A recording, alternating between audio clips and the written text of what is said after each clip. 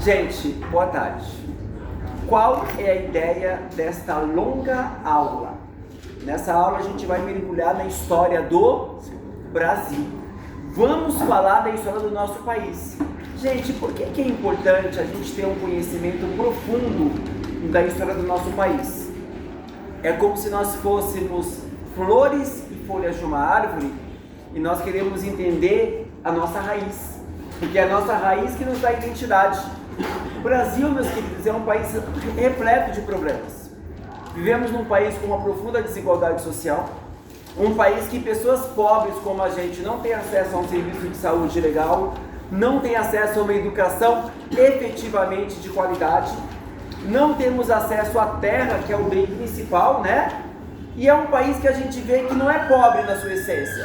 O Brasil, gente, para quem não sabe, em termos naturais e recursos naturais, é um país absolutamente rico. Nós somos um continente.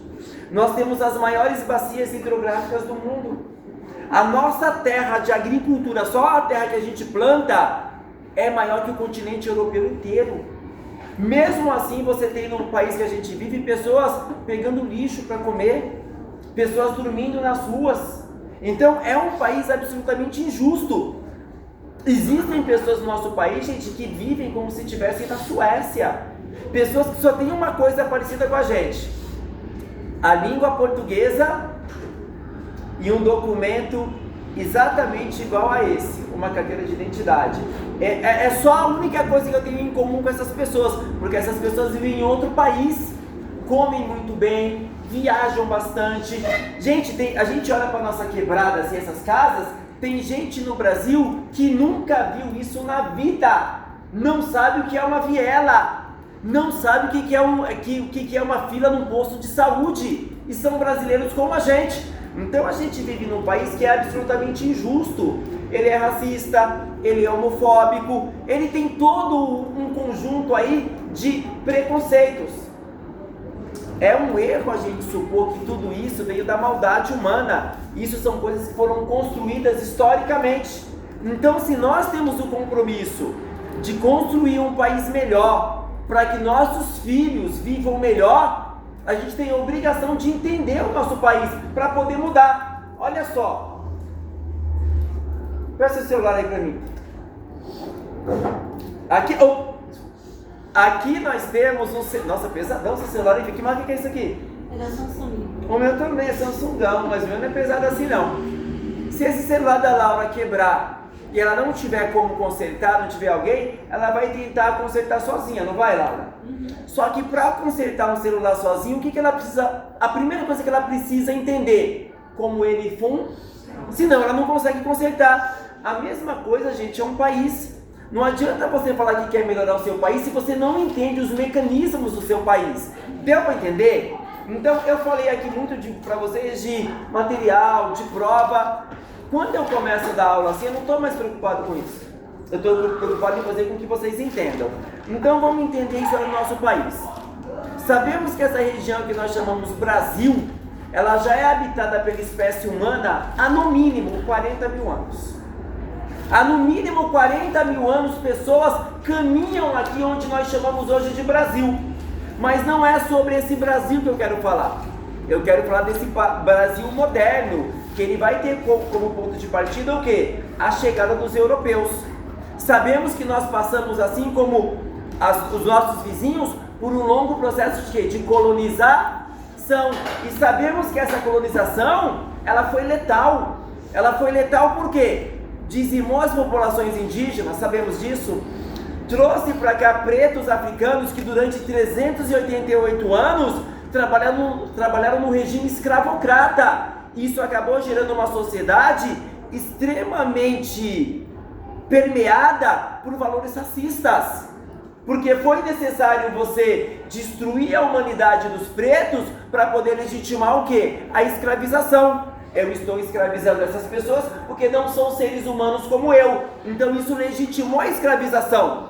Então, a história do Brasil é uma história do quê? Uma história em que uma elite, primeiro portuguesa, e depois eu vou mostrar para você que uma elite própria brasileira vai manter toda uma estrutura de desigualdade social que se preserva até hoje.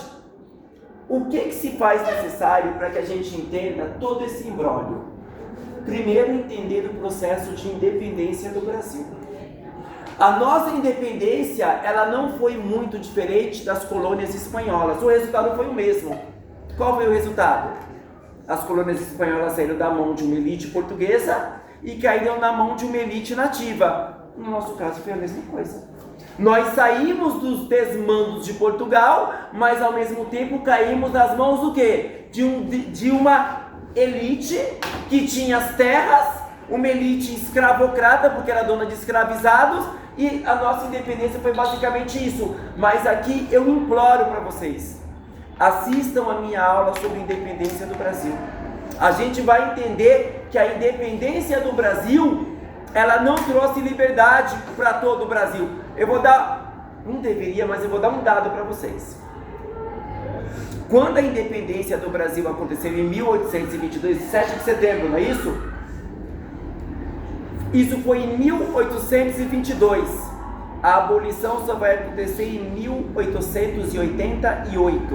O que isso quer dizer? Que a independência não trouxe liberdade para a população escravizada. Aquela família, aquele cara, aquela mulher que estava numa senzala na noite do dia 7 de setembro de 1822, ela vai continuar na senzala mais 60 anos, seus descendentes também.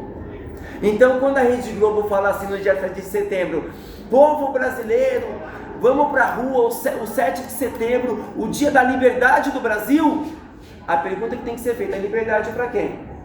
Para quem tinha essa cor de pele não quis dizer nada. Para quem não era negro, mas era pobre, também não mudou basicamente nada. Então, o Brasil independente é um Brasil de gente rica e escravocrata. É claro que eu dei nas aulas detalhes sobre isso para vocês. Tudo bem até aqui? Assistam essa aula. Sabemos que quando o Brasil declarou independência, nós tivemos o primeiro imperador, Dom Pedro I. E aí, que nome nós damos a esse Brasil independente? O primeiro reinado. Quem comandou o Brasil durante 9 anos do primeiro reinado? Dom Pedro I. Dom Pedro I, gente, rapidamente aqui, isso também está na primeira aula sobre o primeiro reinado, ele foi um herói no começo. Pelo menos ele era tratado como herói, aquele que teria gritado independência ou nunca gritou isso na vida, tá, gente? Nunca gritou. Ele nunca pegou aquela espada, fez aquele movimento, ele não estava nem num cavalo, ele não estava nem com aquelas roupas azuis do quadro do Pedro Américo. Aquele quadro ali é para mostrar uma independência bonita, mas na verdade ele estava vindo lá de Santos, que ele tinha um esqueminha lá com a Marquesa de Santos, uma amante dele. Ele vinha com muita diarreia, e quando ele estava subindo, ele recebeu cartas de Portugal, querendo que ele voltasse para Portugal, e ele teria dito uma frase: eu juro que a partir desse momento eu vou fazer o Brasil um país independente. Foi isso. Não teve independência. Aquilo ali foi para... Gente, todo país, quando ele nasce, ele precisa construir símbolos para que as pessoas venerem. Imagina se o quadro fosse Dom Pedro todo esfarrapado, com cara de diarreia, do lado de uma mula. Quem é que ia respeitar, quem é que ia venerar os símbolos da nação? Então você tinha que pintar um quadro imponente, um quadro com ele com uma roupa de gala, com uma espada, não é isso? Então, Dom Pedro I foi esse homem que no primeiro momento, gente, quando ele andava pelas ruas, as pessoas jogavam flores, os bares se abriam, serviam bebida de graça, os restaurantes abriam para ele comer, afinal de contas era o quê? O imperador do Brasil. Mas eu mostrei na aula para vocês que esse homem se mostrou absolutamente autoritário. Ele reprimiu com muita violência algumas revoltas. Ele impôs ao Brasil uma constituição que não admitia perder poder, uma constituição que ele ainda tinha muito poder, autoritário. O filme dele foi queimando. Depois de 9 anos, aquelas mesmas janelas que se abriam quando ele aparecia, elas se fechavam. As pessoas davam as costas para ele. O que ele teve que fazer em 1831? Ele voltou para Portugal. Só que como o Brasil era uma monarquia, o que ele fez? Ele deixou uma criança de 5 anos. Essa criança no futuro seria o Dom Pedro. Só que percebam uma coisa, essa criança, ela tinha o direito ao trono, o direito, mas ela tinha idade para governar? Então vai acontecer 9 anos, um período intermediário. Qual é o nome desse período? Tem uma aula sobre isso. Período regencial. O que é isso? Foi um período em que essa criança estava recebendo a melhor educação que o dinheiro podia comprar. Uma criança que com 10 anos já era poliglota, era uma criança que manjava de latim, de química, de física.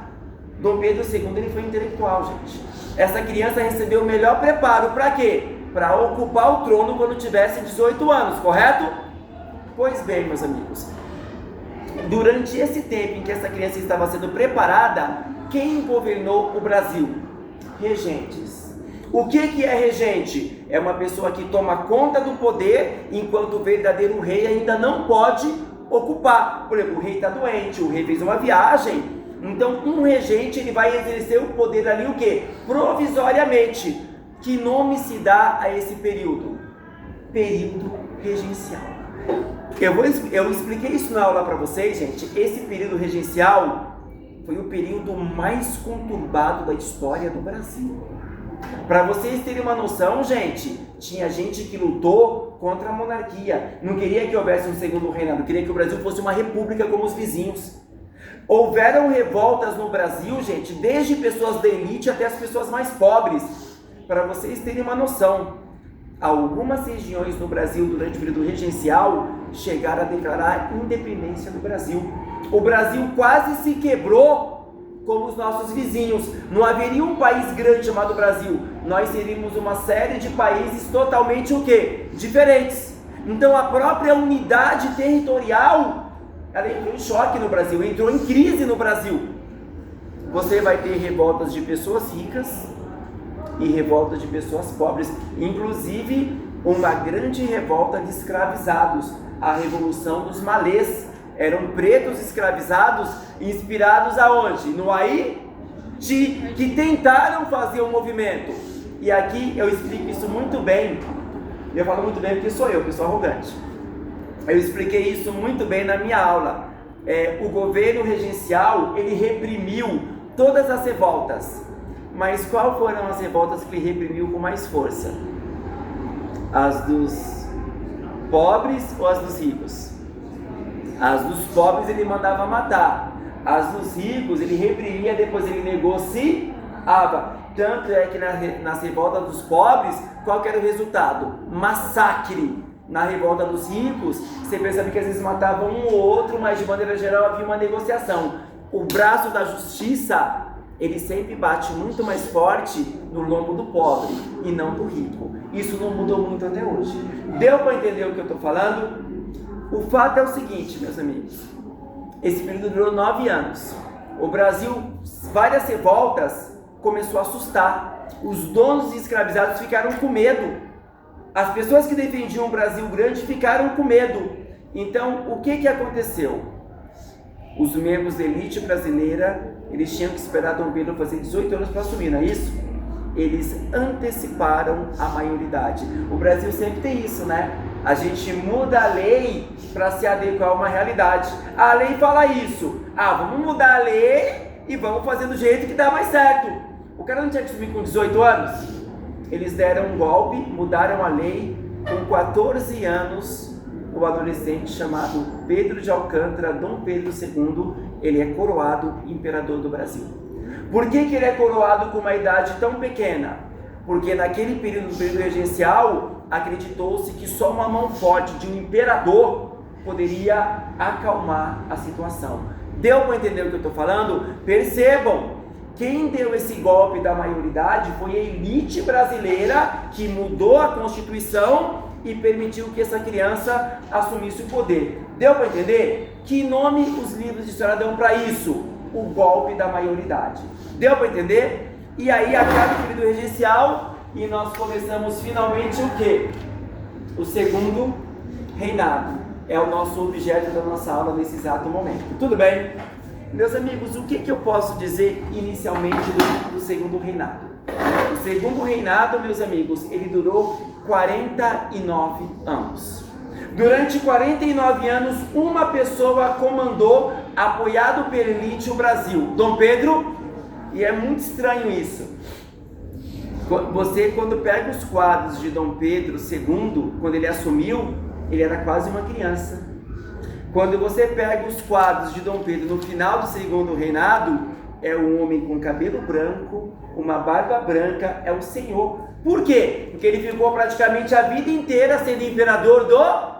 Vocês entendem isso? Gente, ninguém na história do Brasil chefiou o Estado brasileiro durante mais tempo que Dom Pedro II. Nem Getúlio Vargas, nem ninguém. O cara ficou 49 anos no poder. Tem uma coincidência que me diz muito sobre esses 49. Alguém pode dizer que coincidência para mim é essa? É a minha idade, senhoras. Dom Pedro II, ele ficou exatamente os 49 anos.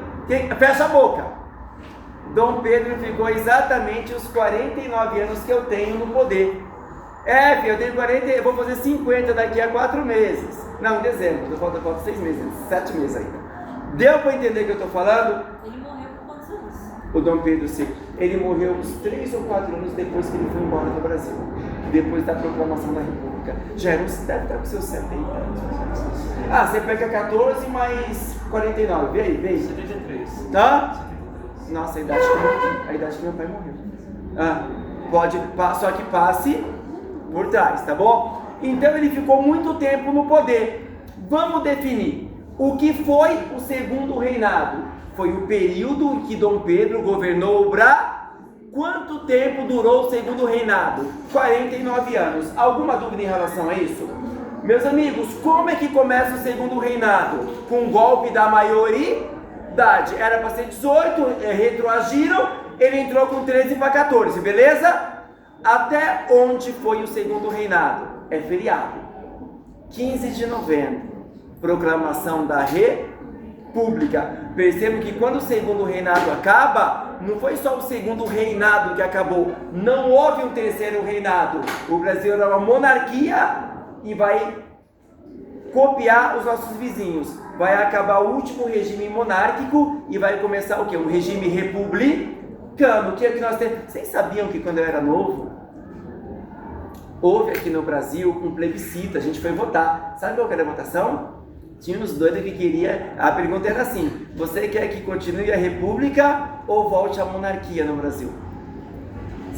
Tem gente que ainda acredita que o melhor sistema para o Brasil seria uma monarquia com um rei. Eu particularmente prefiro uma república, onde o povo ele pode votar. Mas isso é uma coisa minha. Deu para entender o que eu estou falando? Então, quando começa o segundo reinado? Golpe da maioridade. Quando acaba? 15 de novembro de 1889. Gente, se você for pensar, 1889, 100 anos atrás, gente. Faz pouco tempo isso. Deu para entender o que eu estou falando? Meus queridos, agora vamos mergulhar.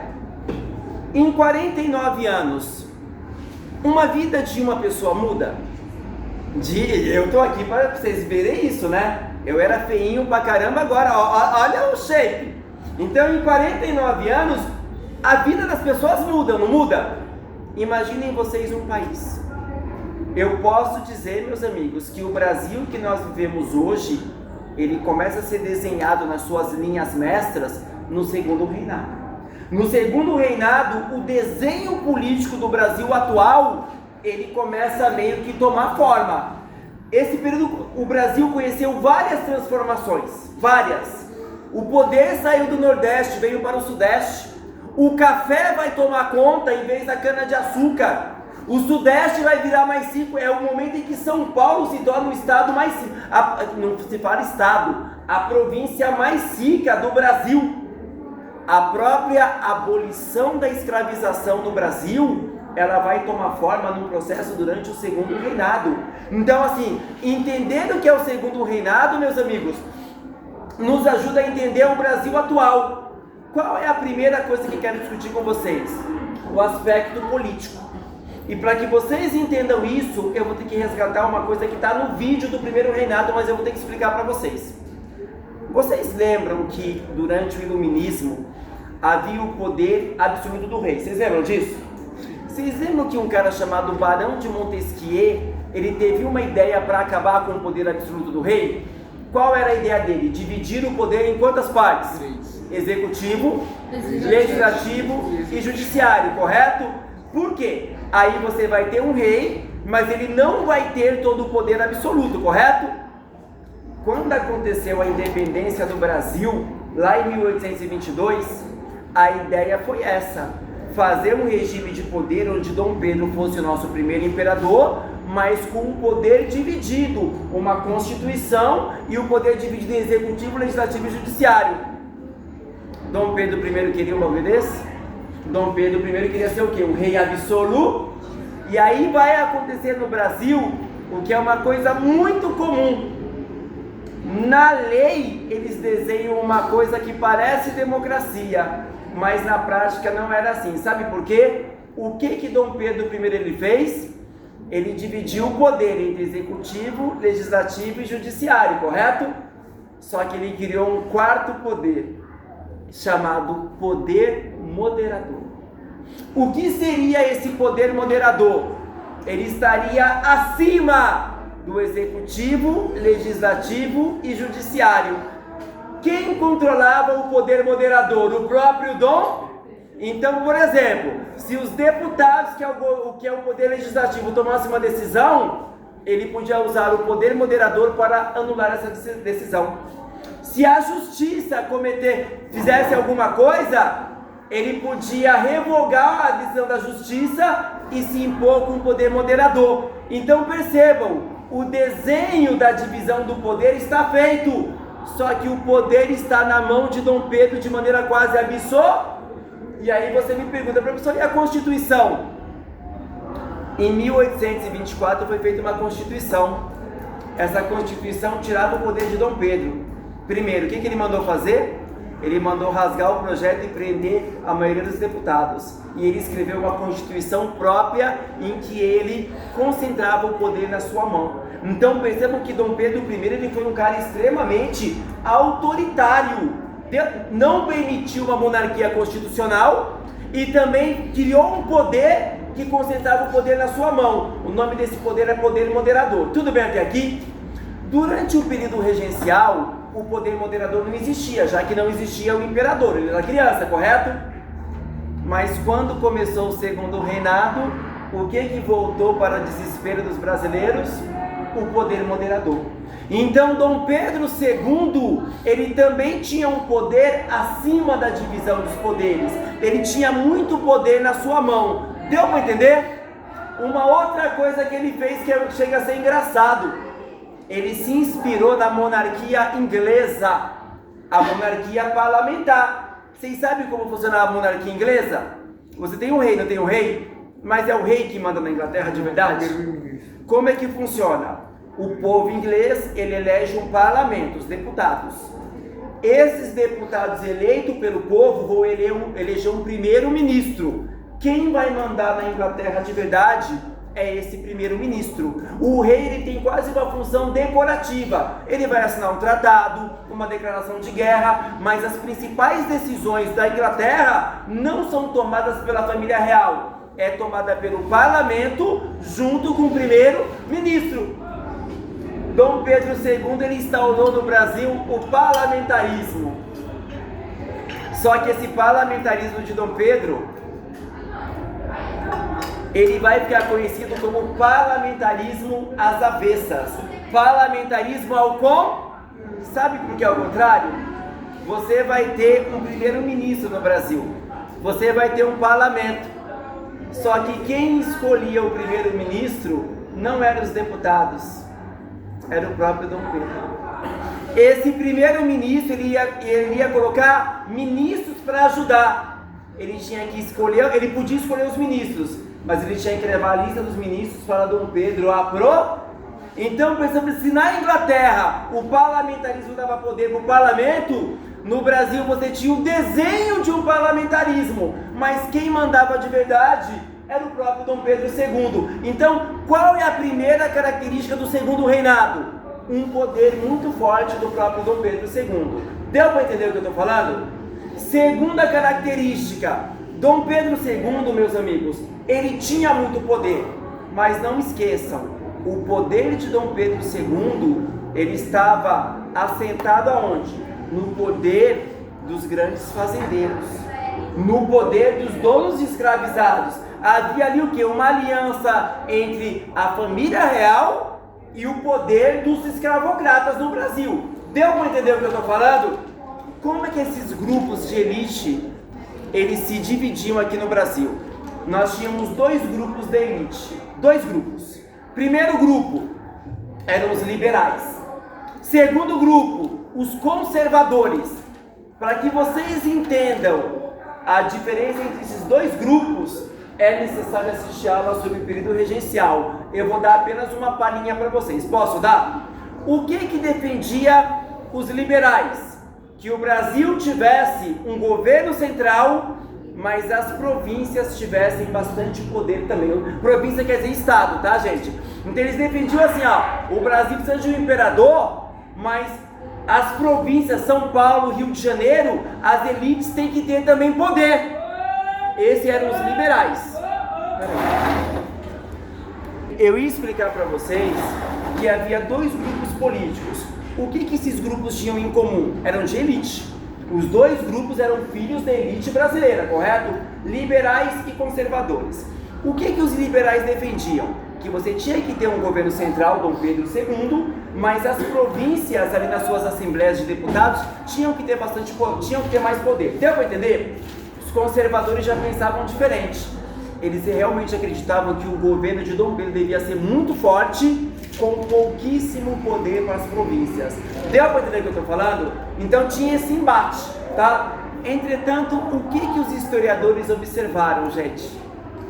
Que quando um cara do Partido Liberal ou do Partido Conservador chegava ao poder, não mudava nada. Inclusive ainda tinha um ditado popular: nada igual a um conservador no poder do que um liberal.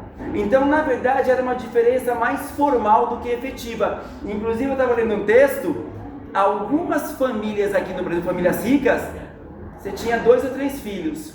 Uma parte dos filhos estava no liberal e outra parte no conservador. Isso para quê? Porque se perdesse a eleição, os outros ganhavam. Se perdesse aqui, o outro ganhava. Então era uma maneira da família sempre se preservar no poder. Ou está no partido, está no outro, mas está no poder. Então não havia uma diferença realmente tão radical. Gente, isso mudou muito.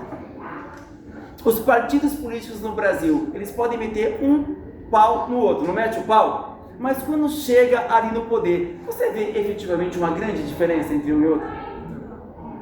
Então, assim, é uma relação de poder que ainda não mudou muito no Brasil. Tudo bem até aqui, senhores? Então, qual é o desenho que a gente tem do Brasil? Um Brasil chefiado por um monarca com muito poder, uma elite ali na bota dele, mas ele tinha um fio solto, a relação com a Igreja Católica. Mais uma vez eu vou voltar para o primeiro reinado. Qual foi a relação que o Brasil independente adotou com a Igreja Católica?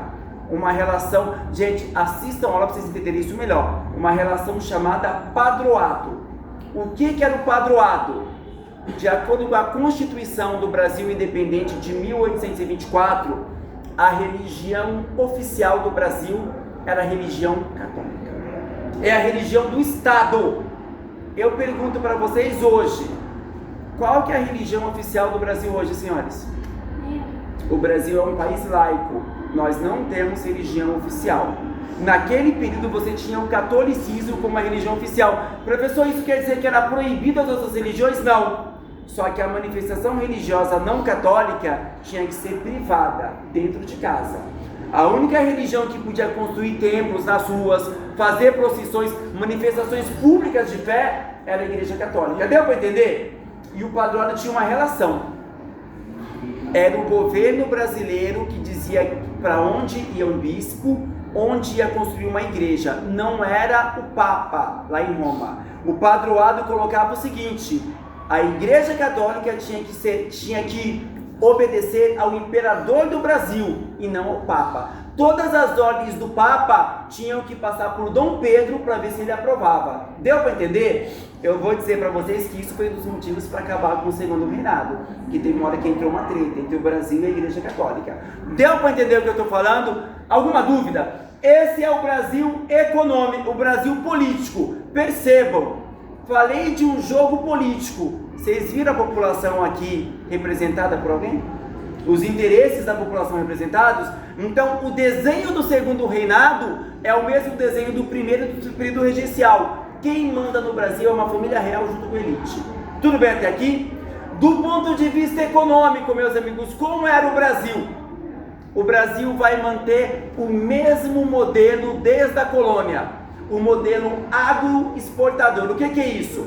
O Brasil vai se especializar não em ter fábricas, indústrias. O Brasil não vai por esse caminho. O Brasil vai continuar plantando modelo agro para exportar. Gente, foi assim desde a colônia com a cana-de-açúcar. Nós plantamos para exportar. Nós viramos o quê? Um modelo agroexportador. Quero fazer uma pergunta. Esse modelo agroexportador ainda é presente na nossa economia? Sim. É, mas ele já não é tipo a única coisa. Nós temos hoje um parque industrial, nós temos uma economia mais diversificada, mas naquele período não era assim. Deu para entender o que eu estou falando? Alguma dúvida, senhores? Um país, gente, que optou por não se modernizar nesse momento. Tudo bem? Segundo aspecto, esse talvez seja a maior transformação do Brasil. Vocês lembram que a cana-de-açúcar no Nordeste dominava?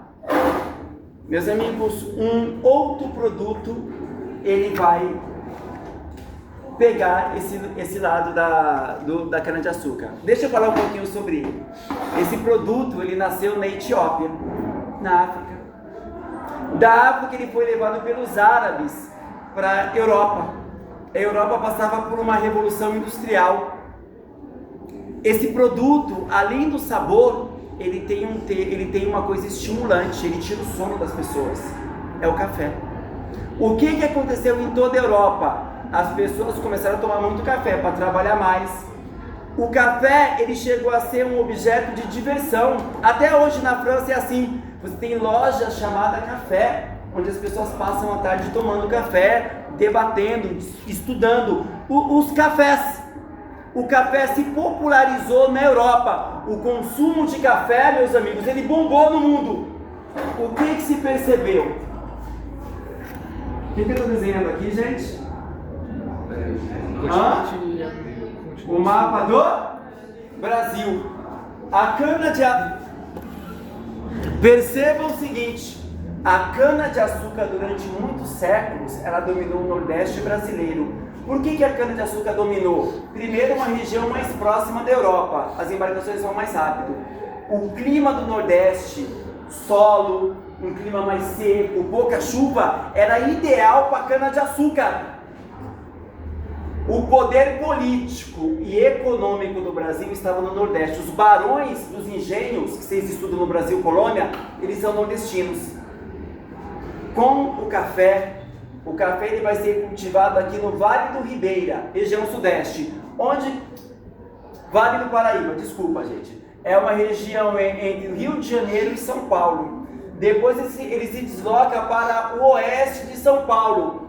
Por que o café ele vai ocupar essa posição no Brasil? A mesma coisa a questão climática. Mais frio, um solo mais adequado, um regime de chuva mais regular. O café ele vai se popularizar na região sudeste. O que acontece durante o segundo reinado? O reinado do açúcar ele vai, e o que vai ultrapassar? Não estou dizendo que o açúcar deixou de ser plantado, gente. Até hoje o Brasil é um grande produtor de cana-de-açúcar. O que eu estou dizendo é que o café ele vai assumir essa posição, e ele vai fazer mais do que isso. Ele vai puxar o poder econômico do Nordeste para o Sul. Mais do que isso, o poder não só econômico, o poder político. Os barões da cana-de-açúcar não eram os caras mais ricos do Brasil? Você vai nascer agora uma nova elite, os barões do café na região sudeste do Brasil. E, gente, São Paulo não é até hoje o estado mais rico do Brasil? Você só entende isso se você entender o poderio do café. Foi o café que fez São Paulo virar a ser o que ele é hoje. Deu para entender o que eu estou falando? Alguma dúvida? Mais do que isso, nas fazendas de café aqui do Sudeste, alguns visionários como Vergueiro, tem até estação de metrô Vergueiro, não tem? Ali onde eu moro, na Piraporinha, tem um bairro chamado Vergueiro também. Vergueiro, meus amigos, ele era um dono de fazendas. Ele foi um dos primeiros que começou a introduzir uma coisa diferente no Brasil: o trabalhador assalariado livre. Só que assim, esse trabalhador era um preto alforriado, imigrante europeu. Ele foi um dos primeiros que trouxe europeus para trabalhar aqui nas fazendas. Mas aí é claro, gente, ainda era uma iniciativa muito tímida. Por quê?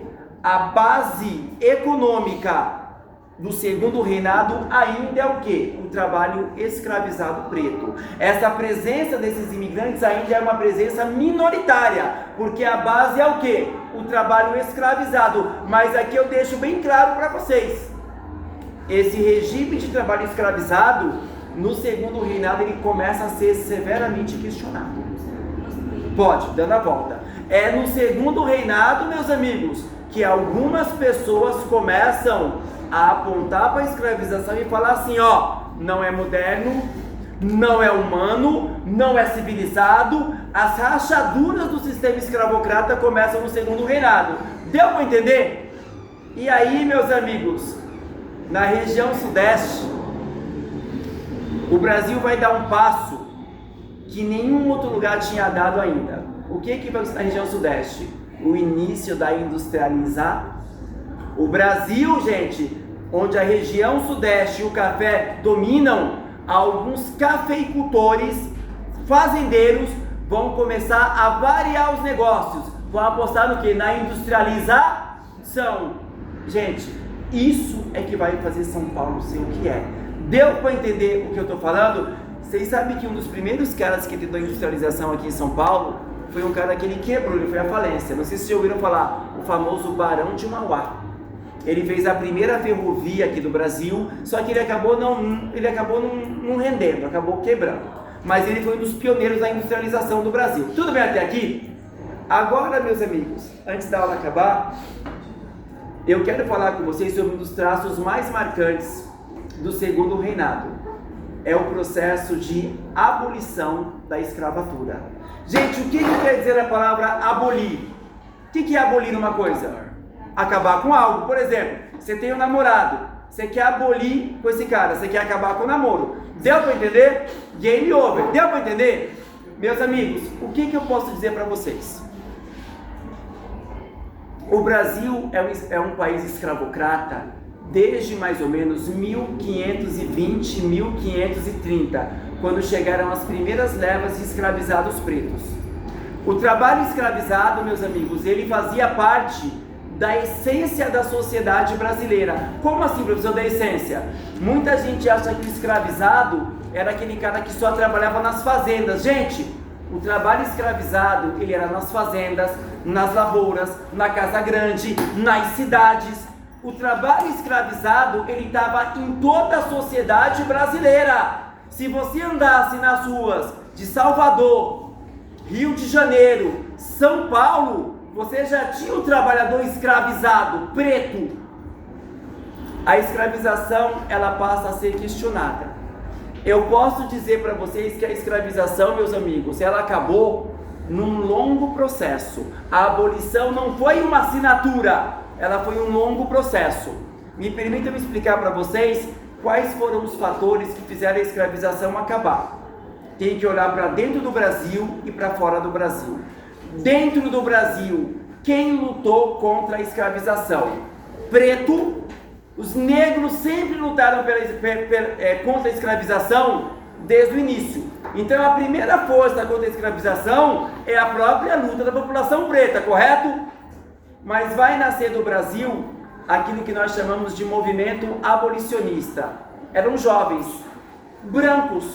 Quem eram esses caras que lutavam contra a escravização? Olha que papo interessante.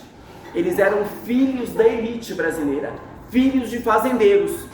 Só que os filhos dos fazendeiros, eles estudavam no Brasil. E estudar onde? Inglaterra, Portugal.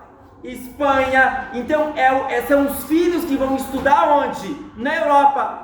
O que a Europa estava passando? Iluminismo, os ideais de igualdade, de liberdade. E aí o que acontece?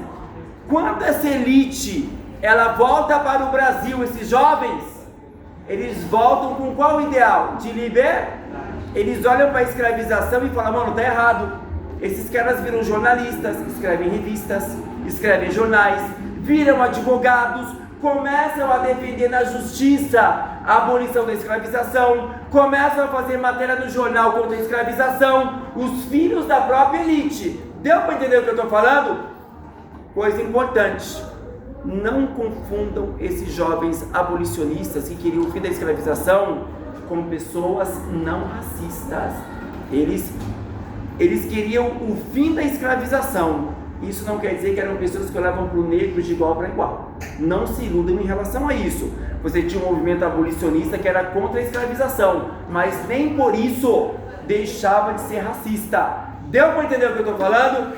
O movimento de fora. A Europa passava pela Revolução Industrial. Fábricas na Inglaterra, fábricas na França, na Holanda. Os países da Europa ganharam muito dinheiro com escravizado, mas a Revolução Industrial exigiu uma coisa: mercado consumidor. Os empresários tinham que vender, gente, as mercadorias industrializadas para o mundo. Eu pergunto, um escravizado, ele tem salário para consumir? Isso era um péssimo negócio para a Europa industrializada. A Europa precisava de quê? De mercado consumidor. Então, quem lutou para que houvesse a abolição da escravização? Os países ricos da Europa, porque queriam industrialização. Então, a luta ficou mais ou menos assim. De um lado, a elite escravocrata. Do outro, quem? Negros, movimento abolicionista e a Europa industrializada. Vocês entenderam o que eu estou falando? Alguma dúvida? Nós paramos por aqui, meus amigos. Eu agradeço muito a atenção de vocês. Obrigado.